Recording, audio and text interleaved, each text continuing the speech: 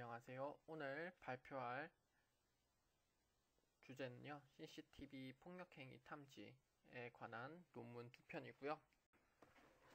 첫 번째로 준비한 논문은요, 핸드크래프트 피처를 사용을 해서 어떻게 이제 비디오 데이터를 클래시피케이션 하는지에 관해서 GLCN 알고리즘을 사용을 한 논문이고요. 두 번째는 우리가 흔히 아는 CNN과 LSTM을 사용해서 시퀀스 비디오 데이터를 분석한 논문입니다. 그래서 오늘 이 두 가지를 준비하면서 사실 핸드크래프트와 딥러닝을 조금 비교를 하면서 리뷰를 하려고 합니다. 첫 번째 있는 논문에 그래서 키워드는 저는 temporal이라는 단어와 GLCM이라는 단어를 조금 사용을 하려고 하는데요. 이 temporal이라는 것은 결국은 시퀀스 데이터를 뜻하는 거고요. 그리고 이제 그 이미지를 우리가 분석하려면 이제 피처를 뽑아야 되잖아요. 그 피처를 뽑는 방법에 있어서 GLCM 알고리즘을 사용했는 방법론이 어떻게 적용되는지 확인해 보도록 하겠습니다. 네, 순서는 대략 이렇고요. 일단 먼저 CCTV 영상을 두 개 다 분석하는 논문이라 CCTV에 관한 소개를 하면서 시작을 하도록 할게요. 사실 CCTV는 지금 굉장히 많아졌는데 이 많아진 CCTV를 사람은 사실 분석할 수 있는 한 개만 보면은 사람은 분석할 능력이 충분히 되지만 여러 가지의 CCTV를 4개 이상만 동시에 들어와도 사람은 분석할 수 있는 능력이 현저하게 떨어진다고 합니다. 그렇기 때문에 CCTV는 굉장히 지금 보급화가 많이 되고 많이 설치가 돼서 이걸 잘 활용을 할 수 있을 것 같은데 인간이 능력이 부족하기 때문에 머신러닝을 통해서 효율적인 활용을 하려고 이렇게 지금 현재 CCTV를 통한 논문들이 많이 나오고 있는 거고요. 특히 또 사람 같은 경우에는 해상도가 낮거나 잘 안 보이는 CCTV에 대해서는 판단할 수 있는 능력이 굉장히 떨어지는데 그에 반해서 머신러닝 같은 경우에는 딥러닝 모델이나 조금 더 잘 할 수 있다라고 생각을 합니다. 네, 그러면 CCTV에서 폭력 행위를 어떻게 탐지할 건가에 대한 일단 두 가지 정도의 아이디어가 있습니다. 첫 번째는 이 CCTV 자체에서 폭력 행위 자체는 업노멀한 이미지이기 때문에 이런 빈도 이런 게 굉장히 다를 거라고 생각을 전제를 하고 있어요. 예를 들면 주먹을 휘두르는 행위나 아니면은 뭐 갑자기 무슨 이상한 행동을 한다든지 이런 거는 일상적인 노멀 행동에서 갑작스런 그거와 다른 분포의 이미지 변화를 이룰 것이다. 이런 생각을 해서 프레임 간의 변화량을 통해서 이거는 어브노멀이다라는 거를 캐치를 조금 하려는 접근이 있고요. 두 번째는 우리가 오브젝트 디텍션이나 이런 분야에서 얘기하는 것처럼 이 폭력이라는 클래스, 이 폭력이라는 자체 행동을 일단 탐지를 하는 방법론 두 가지로 생각을 하는데요. 일단 이 논문에서는 첫 번째, 프레임 간의 변화에 대한 아이디어로 시작을 합니다. 그리고 이렇게 프레임 간의 변화라든지 오브젝트 디텍션이라든지 이런 거는 전부 다 딥러닝에서는 CNN에서 컨볼루션 레이어에서 피처를 뽑아내는 역할로 수행되고 있다고 생각하시면 되고요. 두 번째에서 이제 타임 인포메이션을 비디오 데이터니까 시퀀스당 이런 타임 정보는 어떻게 다룰 것인가에 대한 쟁점이 있습니다. 근데 핸드크래프트 기법에서는 우리가 백오버스, 오늘 히스토그램 등의 기법을 통해서 이런 프레임 데이터를 벡터화 시키는데 이러한 벡터화 시키는 작업을 어떻게 하느냐에 따라서도 또 굉장히 벡터가 달라지고 정보가 달라지겠죠. 이런 부분을 이제 조금 더 상세히 다루도록 하겠습니다. 타임 인포메이션 같은 경우에는 이제 RNN을 통해서 우리가 시퀀스 데이터를 활용하잖아요. 그러므로 지금 앞서 설명했던 두 가지 아이디어와 타임 인포메이션에 대한 정보를 우리가 핸드크래프트 방법으로 하더라도 CNN과 RNN을 활용하는 것처럼 충분히 활용할 수 있다라고 생각을 하시면 될 것 같습니다. 그렇다면 우리는 핸드크래프트와 딥러닝의 시대에 사이에 있는데, 그러면 요즘에 딥러닝 그렇게 잘 되는데 차이는 무엇이고, 우리가 왜 딥러닝이 좋고 왜 핸드크래프트는 별론가? 라는 걸 조금 생각을 해볼 수 있을 것 같아요. 사실 저는 이제 두 가지 나중에 실험 결과에서도 보이지만 딥러닝이 항상 최고다 이런 거는 절대 아니라는 거를 먼저 설명을 해드리고요. 그럼에도 불구하고 딥러닝에 굉장히 큰 장점이 있습니다. 일단은 인풋 데이터를 이미지 자체를 넣기 때문에 이 이미지 자체에서 사용하는 엔드 투 엔드 학습을 하기 때문에 사람이 별도의 전처리를 할 필요가 없습니다. 이 말은 사실 전처리를 해서 핸드크래프트 피처 같은 경우는 벡터화를 시키고 이런 일련의 과정들이 있는데 이 과정이 사실 더 힘들어요. 사람이 모델을 또 구축해야 되고 데이터는 무수히 많고 무수한 태스크가 많이 나오는데 그런 과정에서 딥러닝은 이런 별도의 전처리가 필요가 없고요. 그리고 여러 개의 태스크에 뭐 모델만 만들어 주면은 여러 개의 트레이닝을 할 수 있다. 뭐 이미지넷 같은 경우에 프리 트레인된 웨이트를 통해서 이렇게 다 대용량의 데이터를 학습을 하는 모델이 만들어질 수 있고요. 또 반대로 이제 또 보이지 않는 데이터 같은 경우를 효율적으로 처리할 수 있다고 합니다. 그래서 이런 저희가 핸드크래프트 피처와 딥러닝 CNN 필터를 조금 이제 좀 직관적인 설명을 하기 위해서 두 가지 그림을 준비했는데요. 만약에 내가 이제 옷을 산다라는 과정을 할 때 옆에 보이는 드라마에서 나온 그 현빈 씨의 그 장인이 한 땀 한 땀 만든 그 옷 혹시 기억나시나요? 여기 보면 현빈 씨한테는 굉장히 잘 어울리는 것 같은데 아무나 소화할 수가 없잖아요. 이 말이 결국은 만드는데 비용도 들고 현빈에게 잘 어울릴까라는 생각도 들고 뭐 이게 잘 어울릴 수도 있고 안 어울릴 수도 있고 약간 이렇게 만들어지는 핸드크래프트 피처리가 장인이 만드는 그런 옷이라고 생각하신다면 우리는 CNN 필터 같은 경우는 뭐 딱히 이렇게 정하진 않지만 이렇게 옷을 보면서 나한테 어울릴 만한 옷이 무엇일까 이렇게 보면서 또 이거는 괜찮을 것 같네 하면서 몇 개의 또 가지를 추려내고 경우의 수를 추려내고 이런 식으로 해서 선택지를 줄여나가면서 피처를 추출하는 과정이라고 생각을 하시면 될 것 같습니다.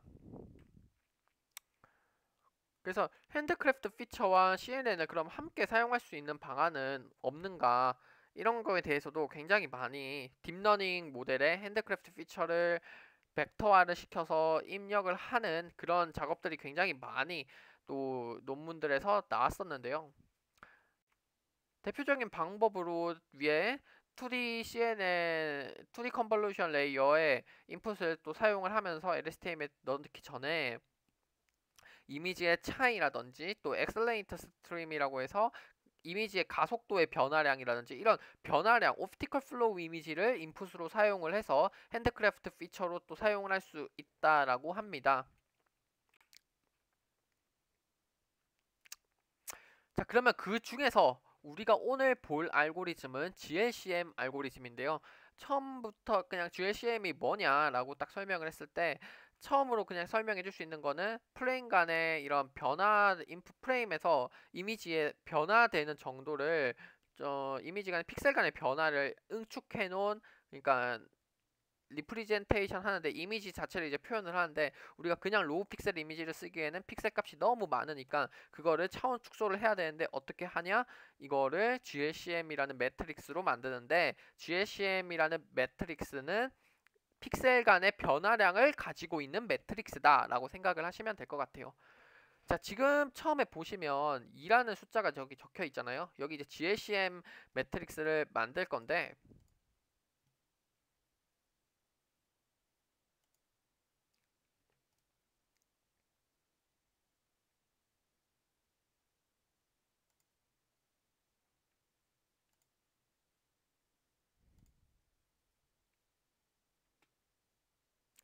GLCM 매트릭스를 만들 건데 여기서 지금 0과 1으로 값을 다 적으시고 이제 나누기 12를 했는데 여기에서는 왜 12를 했냐 슬라이딩 윈도우 자체가 3 곱하기 4에서 12번을 돌았고 그러면 12번의 카운트가 될 거잖아요.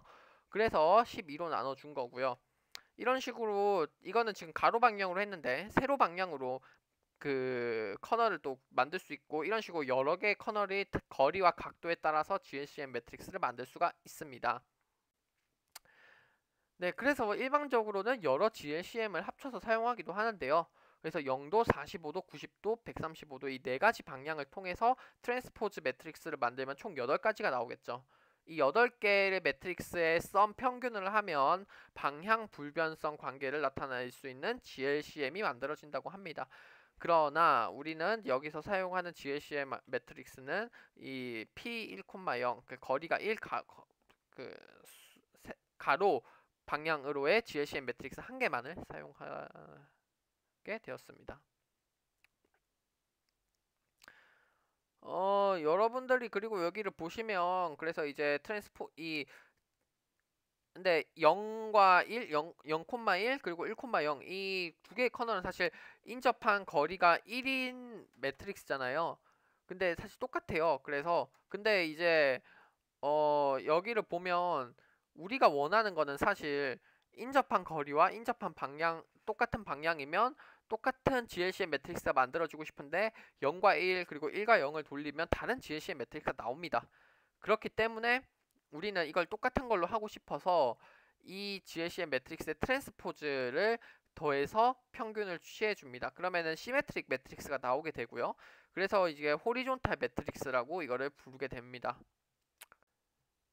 자, 그러면 이제 GLCM 매트릭스의 크기는 또 어떻게 결정하고 이 이미지 값 어떻게 하이퍼 파라미터를 설정하는지에 대해서 설명을 하면 처음에 이거는 하이퍼 파라미터로 총 전체 크기를 0에서 255짜리 픽셀 이미지 값을 0에서 민맥스 스케일처럼 0에서 특정한 값까지 변경을 합니다. 그 사이에서 아마 소수점이 나오는 거는 반올림을 하는 것으로 생각이 들고요. 예를 들어서 우리가 총 값을 0에서 3까지라고 뒀으니까 지금은 이렇게 되면 4x4 매트릭스가 나오게 됩니다. 자, 그럼 이렇게 만들어진 GLCM 매트릭스는 어떻게 해석을 하는가? 처음 도입부에서도 설명을 드렸지만 대각성분의 값이 많이 있을수록 당연히 원본 이미지에는 변화가 적은 거겠죠. 왜냐하면 0000, 1111, 이 인접한 사이 값의 변화가 별로 없다라는 뜻입니다. 그리고 픽셀 단위별 값의 변화량을 찾아낼 수 있는데 결국 픽셀 단위별 뭐 0, 0, 1 그리고 뭐 0, 2의 변화, 0, 3의 변화 이런 변화량을 알 수 있고 이런 GLCM 매트릭스는 이것뿐만 아니라 이거를 통해서 이제 여러 가지 필터를 만들 수 있는 방법론이 존재한다고 합니다. 그 존재하는 방법론이 하나릭 매저인데요. 여기서 보면 우리가 이렇게 만들어진 필터는 어떻게 사용을 하는가 하면 첫 번째로 이렇게 슬라이딩 윈도우처럼 이렇게 슬라이딩 윈도우를 하면서 이미지 필터 맵을 이렇게 만들 수 있고요. 5x5와 7x7을 맵이 다른 거를 볼 수 있죠. 이렇게 맵을 만들 수도 있고 혹은 통계량 하나의 스칼라 값으로도 계산할 수 있는데 뒤에서 식을 보면서 조금 더 자세히 알아보도록 하겠습니다. 첫 번째 컨트라스트는 이제 대비라는 뜻이죠. 이 대비라는 거는 멀리 있는 대각성분으로부터 멀리 있는 값의 가중치를 조금 더 많이 줘서 이 변화량이 어떻게 되냐 그 픽셀 간의 변화량이 얼만큼 다르냐 얼만큼 많이 바뀌냐라는 통계량이고요. 계산하는 식은 굉장히 복잡한데 실제로 계산하는 과정을 보면 엘리멘탈 와이즈 멀티플라이를 하는데 가중치는 멀리 있을수록 그 차이의 제곱을 합니다. 1의 제곱, 2의 제곱, 3의 제곱 이런 식으로 가중치 매트릭스를 만들고요. 이 두 개의 매트릭스 그냥 단순 곱으로 하고 사용을 하면 됩니다. 그러면 컨트라스트가 어떤 의미인지 알기 위해서 우리가 컨트라스트 0의 의미를 조금 생각해보면은 생각하기가 좀 쉬울 것 같아요. 컨트라스트 0이라는 거는 결국 이 예시를 보면 호리존탈로 가로 방향으로는 지금 변화가 어떻게 되죠? 각각 가로만 보면 가로 방향으로만 보면 변화가 없죠. 그래서 0이지만 버티컬 세로 방향으로는 변화량이 있기 때문에 이거는 0이 아닙니다. 그래서 컨트라스트는 그 방향으로 변화가 있느냐 없느냐 그거를 뜻하는 겁니다. 그래서 값이 커질수록 결국은 픽셀 값의 변화가 큰 이미지겠죠. 컨트라스트가 크다는 의미는 픽셀 간의 변화가 크다라는 의미로 해석을 할 수 있습니다. 디시밀러리티 같은 경우는 컨트라스트와 굉장히 유사한 통계량인데요. 가중치가 다르게 되어 있습니다. 아까 컨트라스트 같은 경우는 제곱을 사용했는데 여기선 절대값을 사용을 했고요. 그러면 왜 컨트라스트와 디시밀리티를 같이 쓰느냐에 대해서 의문을 가질 수 있잖아요. 하지만 이렇게 다른 거를 보는데 왜 다른가에 대한 이유가 멀리 있는 가중치가 멀리 있는 그래서 큰 값들 때문에 이 차이가 나느냐 아니면은 가까이 있는 거와 균등하게 있는 이것들 때문에 차이가 나느냐 해서 디시밀리티와 컨트라스트는 같이 사용했을 때 이미지 간의 변화를 조금 더 설명을 할 수 있다라고 생각하시면 될 것 같아요. 호모지니티 같은 경우는 반대로 유사한 정도를 나타내는데 멀리 있을수록 그 값을 떨어뜨리는 것을 볼 수 있습니다. 이런 식으로 계산을 하면 호모지니티 같은 경우는 유사도에 대한 통계량이 나오고요. 에너지 같은 경우에는 순서 올드니리스의 척도라고 해서 픽셀 값의 차이가 얼마나 정규적 순서가 잘 맞느냐에 대한 얘기입니다. 이 올드니스 같은 경우에는 엣지를 추출하는 것으로 설명이 가능한데요. 예를 들면 밑에 있는 이미지를 보겠습니다. 왼쪽의 이미지는 세로 방향, 가로 방향으로 엣지가 구별선이 계속 명확하게 나오죠. 1과 2 사이, 2와 3 사이, 3과 4 사이 엣지가 명확하게 존재하지만 이미 오른쪽에 랜덤하게 이미지를 뿌렸을 때는 이제 엣지가 정확하게 나타나지가 않는 것을 확인할 수 있습니다. 왼쪽에 조금 더 질서정연하죠. 이렇기 때문에 더 선명한 엣지가 나오는 거고 그래서 에너지 ASM 같은 경우에는 순서도 얼마나 엣지가 선명한 정도 이런 식으로 생각을 하시면 될 것 같습니다. 네, 그래서 이 ASM 에너지 같은 경우는 어떻게 구하느냐? 이 GLCM 매트릭스 자체를 제곱을 해서 더하면은 됩니다. 그래서 모든 이미지 값이 만약에 1이든 2든 다 똑같으면 가로 방향, 세로 방향, 대각선의 방향 모든 방향으로 다 그 똑같은 그 가장 하나의 값만 가지겠죠. 뭐 어디에. 그래서 이거에 제곱을 하면은 1이 될 거기 때문에 이미지 모든 값이 같을 때 ASM이 가장 큰 값을 가진다라고 생각을 하시면 됩니다. 네, 그래서 mean variance correlation 세 가지를 또 마지막으로 보게 될 건데요. 평균 같은 경우는 우리가 일상적으로 생각한 그 평균이 아니고 그 가중평균입니다. 이 mu j 그러니까 mu j 같은 경우에는 세로 방향의 평균이고요. mu i 같은 경우는 가로 방향의 평균입니다. 즉 i 방향으로 해서 가중평균을 구하는 건데요. 이렇게 mu i와 mu j를 구하고 분산도 분산 i, 분산 j에 대해서 계산을 하면 마지막으로 이 나온 값을 통해서 코릴레이션을 구할 수 있습니다. 이 코릴레이션의 의미는 두 인접한 픽셀 사이에 예측 가능한 정도, 선형 관계 정도를 뜻하는데요. 이렇게 예시를 들면 편할 것 같아요. 우리가 화장실에 깔린 바닥에 패치를 생각을 할 때 첫 번째, 두 번째, 세 번째 패치를 보면 네 번째 패치 같은 경우는 우리가 예상이 가능하겠죠. 왜냐하면 똑같은 패턴이 나오니까 예측이 가능하고 어느 정도의 선형 관계가 나온다 생각이 들어서 네 번째 패치 같은 경우는 코릴레이션이 굉장히 높을 것이다 라고 생각을 할 수 있잖아요. 그 얘기를 하고 있는 겁니다. 그래서 가까운 거리일수록 가까운 픽셀일수록 상관관계는 크고요. 그리고 만약에 근데 우리가 계속 이렇게 보는데 상관관계가 줄어들지가 않습니다. 그럴 경우에는 이 이미지에서 이것은 똑같은 오브젝트, 똑같은 물체라고 해석을 할 수 있습니다. 네, GLCM의 알고리즘은 굉장히 하이퍼 파라메타가 많은 핸드크래프트 피처인데요. 이 GLCM의 하이퍼 파라메터는 첫 번째로 윈도우 사이즈, 아까 5x5와 7x7의 피처 맵이 다른 걸 확인할 수 있었죠. 두 번째는 픽셀 간 거리와 방향입니다. 우리가 지금 계속 거리 일자리를 두고 썼지만 2, 3, 4 이런 식으로 거리를 늘릴 수도 있고요. 방향도 8방향만 하는 것이 아니라 16방향, 36방향 이런 식으로 방향을 더 늘릴 수도 있고요. 그리고 지금은 5개의 통계량만 사용했지만 앞서 존재했던 통계량을 또 몇 개를 사용할지 특히 GLCM의 통계량 같은 경우에는 굉장히 유사도가 상관관계가 높기 때문에 꼭 다 쓰지 않아도 혹은 꼭 안 써야 할 때도 있습니다. 이 부분에 대해서는 이 하이퍼 파라메터를 정하고 어떤 피처를 사용할지에 대해서는 튜토리얼에서 저자분께서 자신이 분석할 데이터의 특성을 우선 파악을 하고 그 다음에 이런 하이퍼 파라미터 작업을 하는 것을 추천했습니다. 네, 이렇게 만들어진 피처의 피처 맵을 한번 보도록 할게요. 이렇게 컨트래스트와 디스밀러리티 같은 경우는 굉장히 유사한 거를 확인할 수 있고요. 호모지니어티는 두 개와 완전 반대되는 것을 확인할 수 있죠. 그리고 뭐 평균과 분산 같은 경우는 사실 조금 해석하기가 좀 난해한 부분이 있고, 코릴레이션 같은 경우에는 이것이 어떤 오브젝트를 관측할 수 있는 이런 맵으로 좀 해석을 하시면 될 것 같아요. 하지만 실제로 이렇게 피처 맵을 해석하는 것은 굉장히 어려운 일이다라고 방법에 대해서는 뒤에서 다시 알려드리도록 하겠습니다. 제한된 메소드입니다. 우리는 이 GLCM 매트릭스를 앞서 두 가지 방법으로 사용할 수 있다고 했는데요. 첫 번째는 이 셀 자체의 피처 맵을 통해서, 여기서는 텍스처 피처라고 합니다.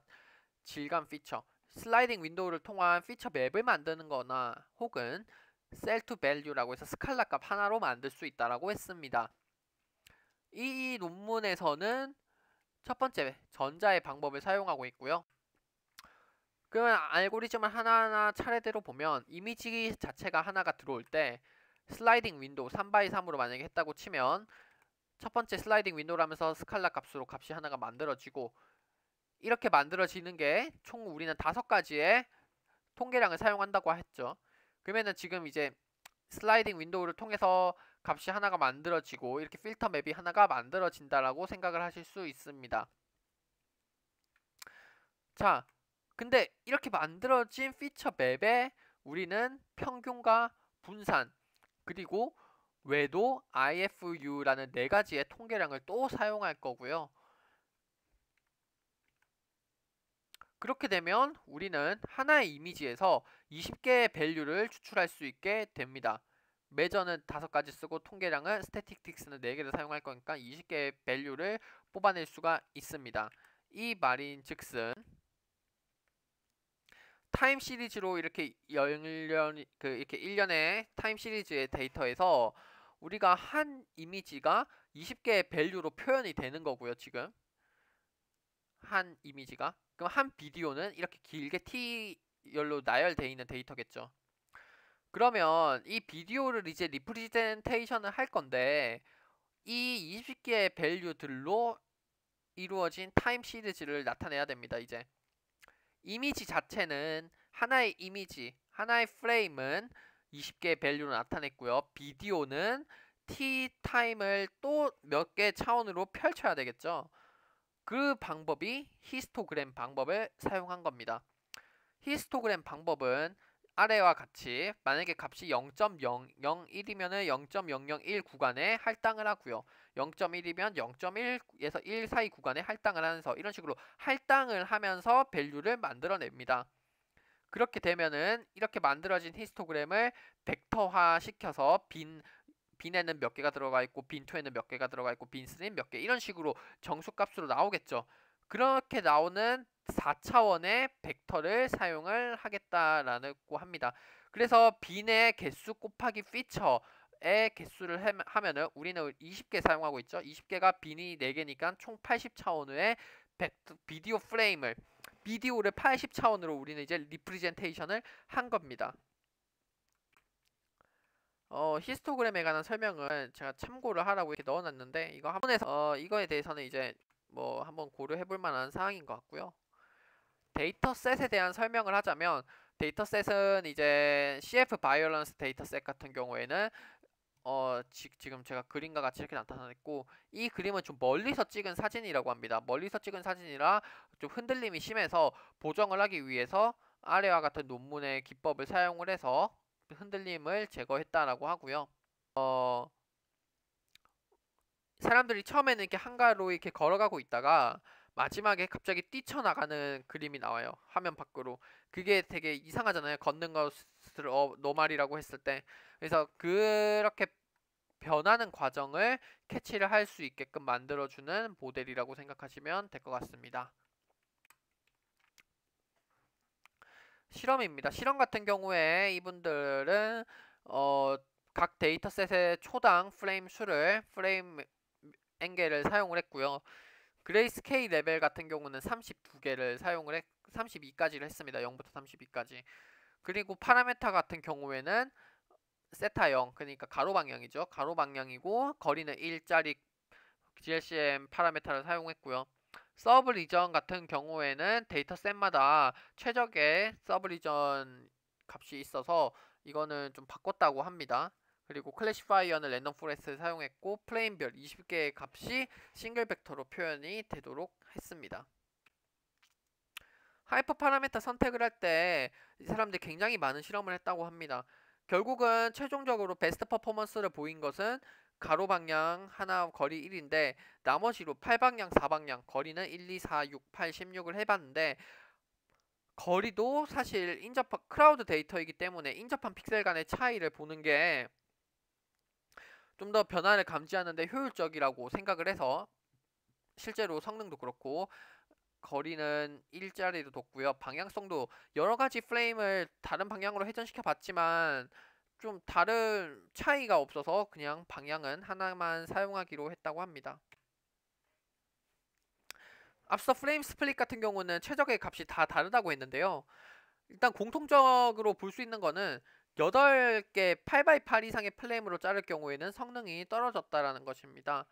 이것은 데이터 셋마다는 좀 다르겠지만 일반적으로 큰 셀에서 성능이 좋다라는 거를 얘기를 하는데요. 이는 밀집된 군중들 사이에서 다른 이상 행동을 글로벌하게 찾아내기 때문이라고 합니다. 이게 무슨 말이냐면 전체적으로 봤을 때 이미지를 전체적으로 봤을 때 이상한 행동은 다른 지역과 비교를 했을 때 다르다라는 것을 캐치를 할 수 있겠죠. 만약에 너무 작으면은 이게 비교할 대상이 없기 때문에 뭐와 다른지 모르는 상황이 나오게 된다고 합니다. 결국 큰 셀은 행동 탐지뿐만 아니라 인터랙션, 그러니까 액션과 리액션까지 고려가 가능하다고 합니다. 여기서 보면 이제 CF 데이터 셋에서는 조금 성능이 나빠진다고 하는데 이는 이제 사람이 매우 작게 나오기 때문에 더 작은 셀이 효율이 더 좋다라고 이렇게 해석을 할 수 있다고 합니다. 윈도우 렌스는 이제 타임 시리즈는 몇 개까지 볼 것인가에 대한 얘기인데 당연히 정보가 타임 시리즈가 많아질수록 더 많은 정보를 받아들이고 처리할 수 있는 데이터가 많아지기 때문에 조금 더 어브노멀한지 아닌지를 구분할 수 있겠죠. 근데 우리가 이제 너무 많아지면 사실 여기서 하고 싶은 거는 CCTV를 보면서 실시간 탐지이기 때문에 사용하는 것 같은 경우는 성능 차이가 그렇게 나지 않는다면 웬만하면은 작은 윈도우 사이즈를 추천한다라고 합니다. 우리가 만든 20개의 피처 중에서 어떤 피처가 성능이 좋을지 그리고 어떤 특성이 중요한 거에 대해서 좀 자신들이 성능 비교를 해봤다고 하는데요. 방법 같은 경우는 랜덤 포레스트 방법처럼 해당 변수를 빼고 성능을 비교를 했을 때 상대적인 변화량을 측정했다고 합니다. 그래서 IFU 같은 경우는 굉장히 중요할 것 같다라는 생각을 했고요. 이 IFU 같은 경우는 프레임 간의 균일한 정도의 변화를 수치화한 것이라고 합니다. 즉 IFU가 낮을수록 비폭력 상황이라 판단할 수 있다라고 가정을 한대요. 이 가정을 기반으로 한 가지 실험을 더합니다. 그래서 넌 결국은 이렇게 VON, VOA라고 해서 어브노말만 있는 거와 그리고 아예 그냥 non 바이런스한 데이터만 사용을 했을 때 이 두 개의 데이터셋을 비교했는데 VON 데이터셋에서 이 차이가 더 줄어드는 거는 non 바이런스 데이터가 더 균일한 속성을 나타낸다라고 자신들의 가정을 했습니다. 하지만 항상 맞는 것은 아니라고 합니다. 그래서 실험 결과를 통해서 하나를 나타내는데요. 이 UCF 데이터셋에서 1등을 했다라고 얘기를 합니다. 그리고 이 UCF 데이터셋이 굉장히 챌린지한 도전이라고 얘기를 하고 있고요. 다른 소타 기법들에 대해서는 현실에는 좀 적용하기 힘든 기법이라서 우리께 더 좋다라고 부각을 하고 있습니다. 그리고 핸드크래프트 기법은 사실 하이퍼 파라메타 정하는 게 굉장히 힘든데 많은 실험을 통해서 우리가 이 하이퍼 파라메타를 선택하는 방법론에 있어서 조금 더 공헌을 했다라고 얘기를 하고 있습니다. 이렇게 첫 번째 논문은 끝을 내고요.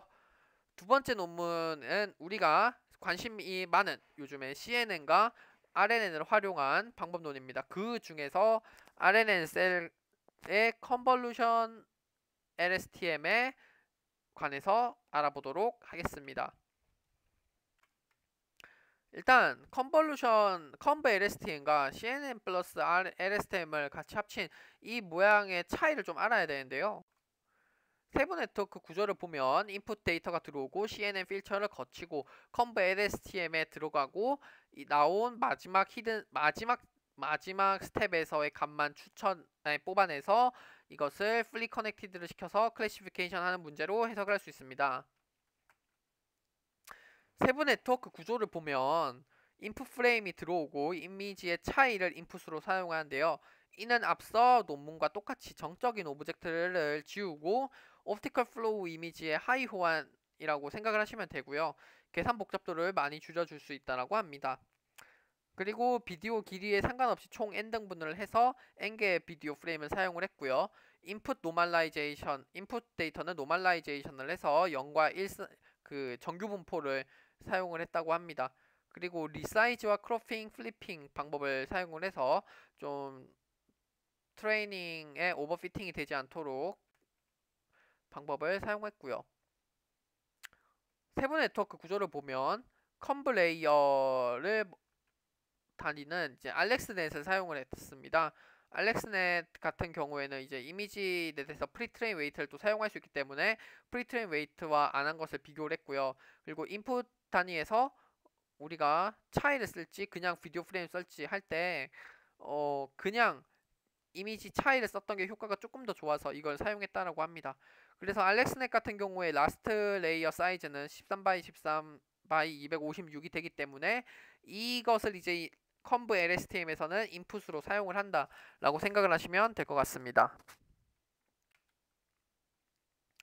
컨브 LSTM의 구조와 CNN LSTM 구조의 차이는 마지막 단위에서 fully connected 인풋을 그대로 사용하는 것이 아니라 LSTM 구조를 사용하는 것은 fully connected 레이어를 통해서 벡터화를 시키고 이것을 LSTM 셀의 인풋으로 사용을 하게 되는 건데요.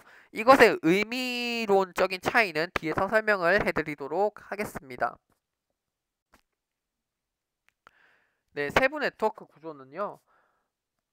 마지막에 LSTM 단위는 기존 LSTM과 식이 다 똑같은데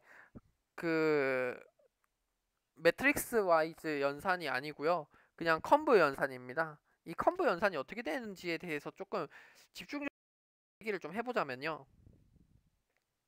이는 이제 제가 CS23이라서 매트릭스로 펼쳐서 어떻게 CNN이 계산이 되는지에 대해서 좀 제 나름대로의 수식과 그리고 그림을 통해서 알려드렸는데요.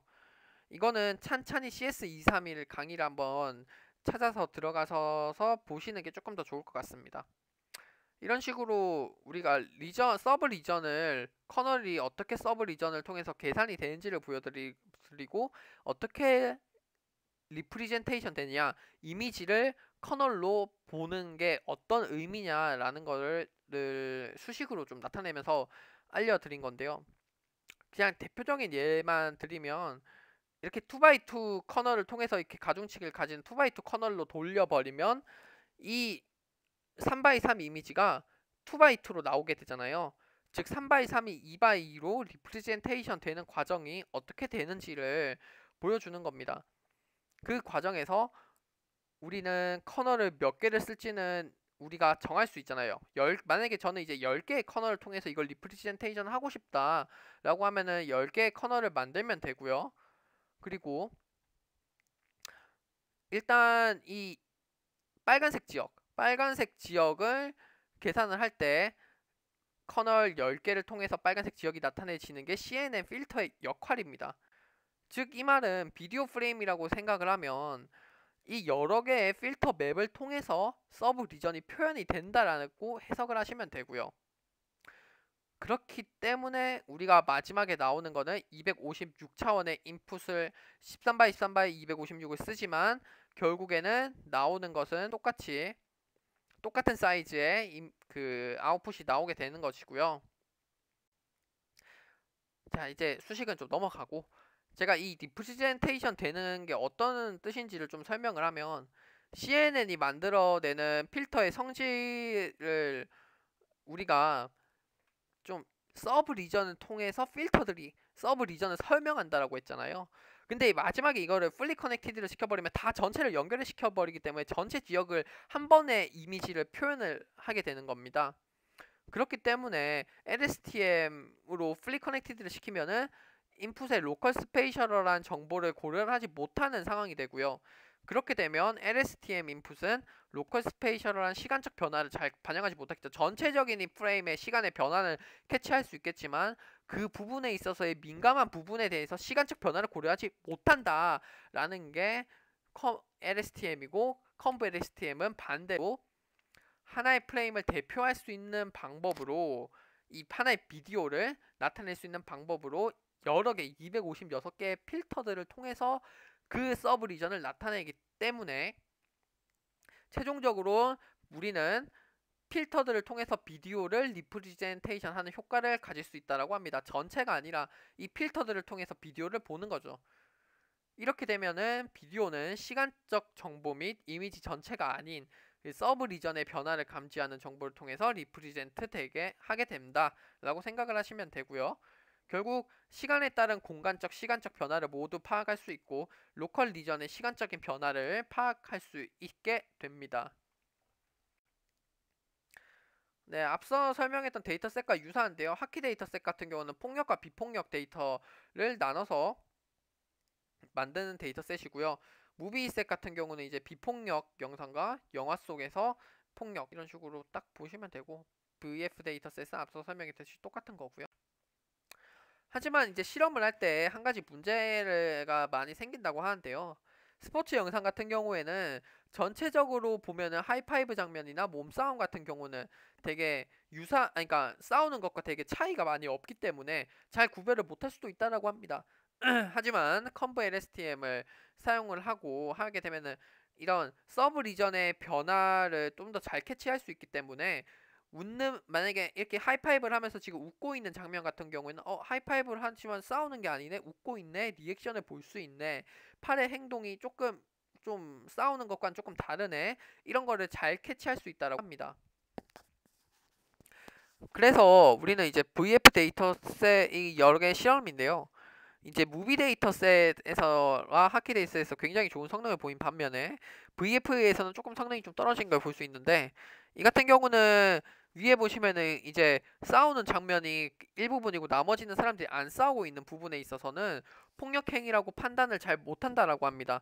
그래서 이 부분은 서브 리전에서 메이저리티 문제를 통해서 해결하지 말고, 이게 하나의 부분에서만 폭력 행위만 나와도 서브 리전에서 폭력으로 판단을 하자라는 알고리즘을 통해서 조금 더 효율적으로 컨트롤할 수 있다라고 합니다.